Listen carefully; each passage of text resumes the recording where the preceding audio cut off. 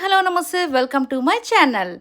Nikhil Maliyakal June 28 తన birthday సందర్భంగా నిజంగా తన ఫ్యాన్స్ అయితే ముందుగానే అడ్వాన్స్ హ్యాపీ బర్త్డే అని చెప్పి ఇన్స్టాగ్రామ్ మొత్తం అయితే చక్కగా తన ఫొటోస్ పెట్టి మంచిగా హల్చల్ అయితే చేస్తూ ఉన్నారండి.